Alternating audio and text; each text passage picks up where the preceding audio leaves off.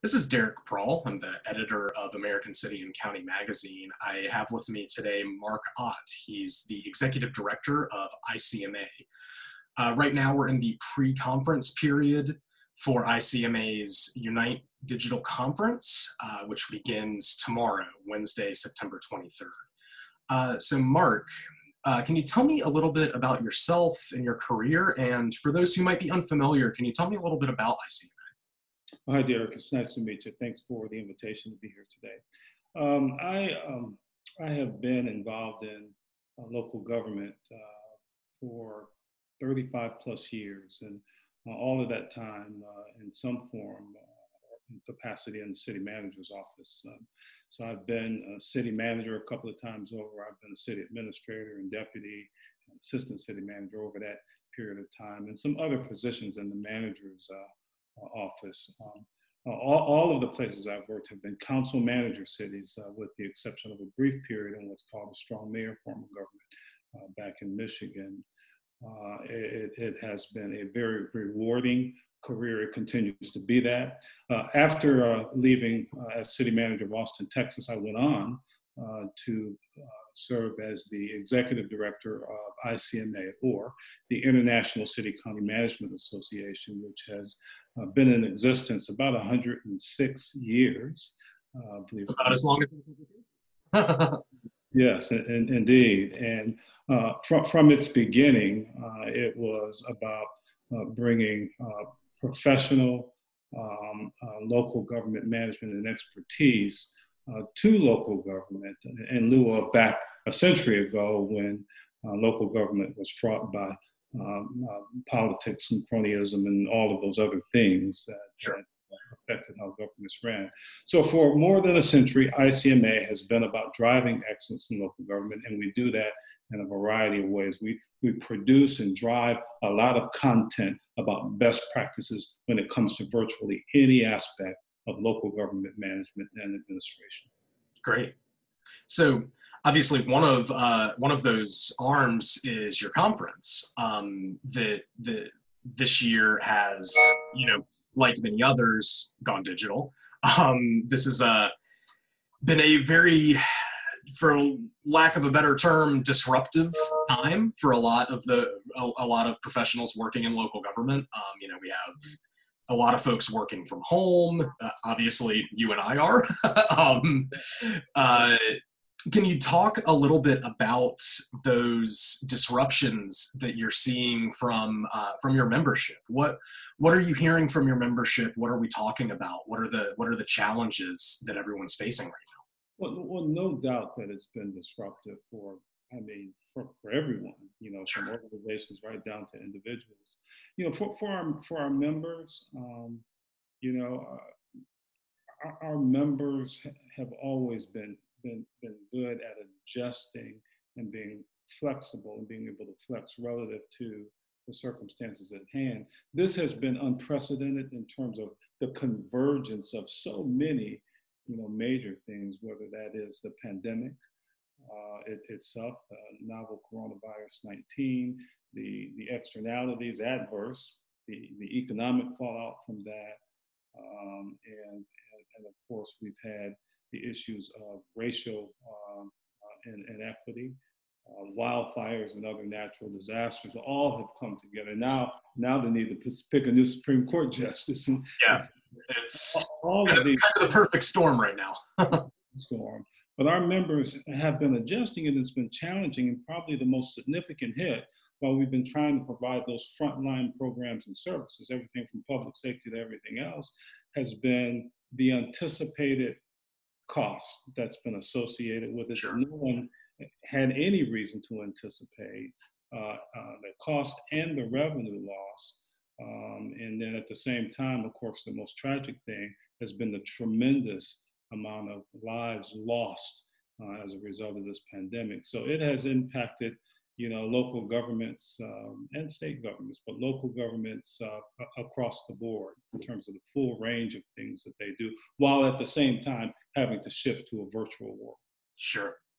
And you mentioned specifically revenue loss and funding model disruptions. can you speak a little bit more about that? It seems like there's uncertainty on when and if help is coming.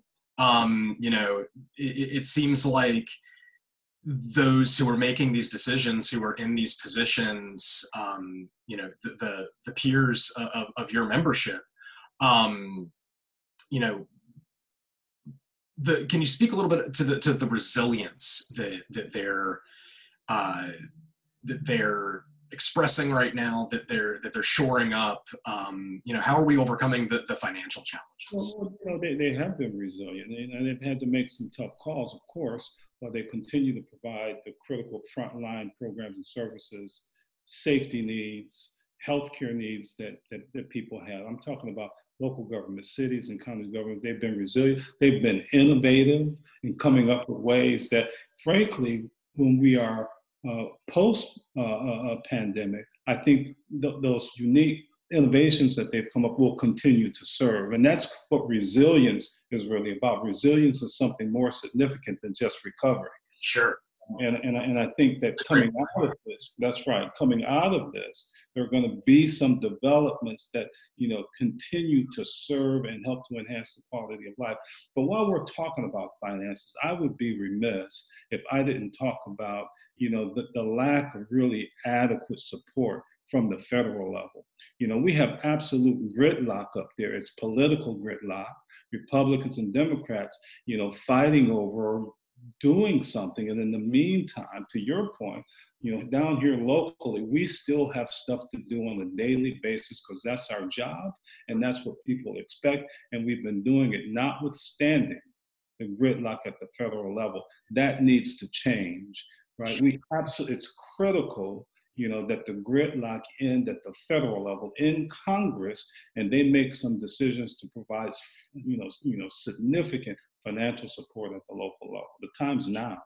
Yeah, and I mean, we've both read the analyses, we've read the reports. It is critical that we clear some of these log jams and start thinking about, how are we going to continue to provide the critical services that local government and state government as well, that they provide with this gridlock at the top. So these are challenging times. I think that's probably the understatement of the day. But ICMA's mission is to provide its membership and to provide others with solutions. And like we said at the beginning, the conference is one of the ways that you do that. Can you speak a little bit about the material that's going to be presented at the conference, that's going to be covered at the conference, what you expect attendees to learn, to take back to their communities? Yeah, I would begin by talking about the name of the conference, Unite, because at the end of the day, that's what it's all about. Frankly, that's what it's always been about. And so we really couldn't think of a more appropriate title, theme, if you will, in 2020 for our annual conference other than Unite, uniting people all over the world.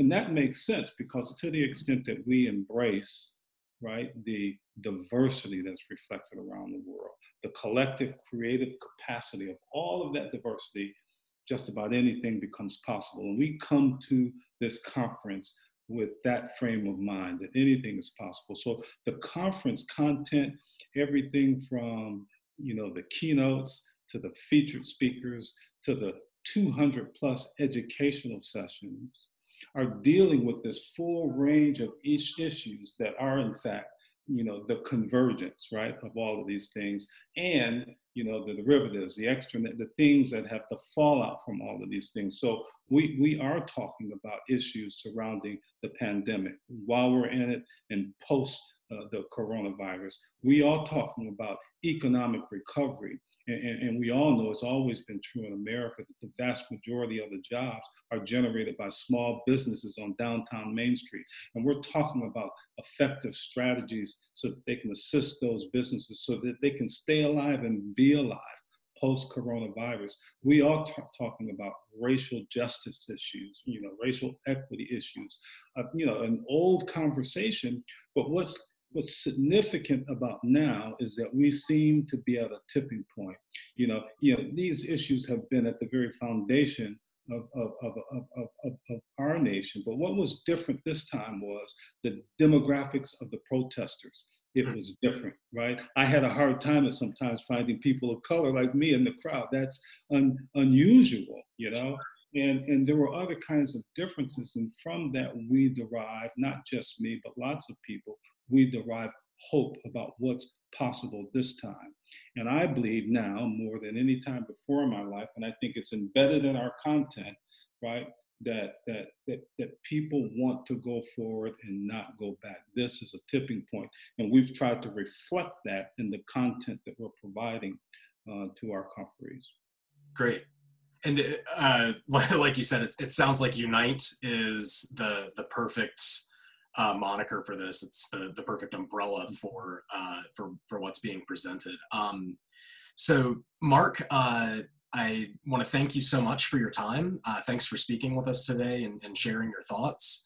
I'd like to encourage our audience, you watching this video, if you're interested in what Marc was talking about and what ICMA is doing, please register for the event. We'll have a link to it underneath this video. So go check it out. And Marc, again, thank you. Thanks for speaking to us. Thank you, dear. It's a pleasure to be with you today.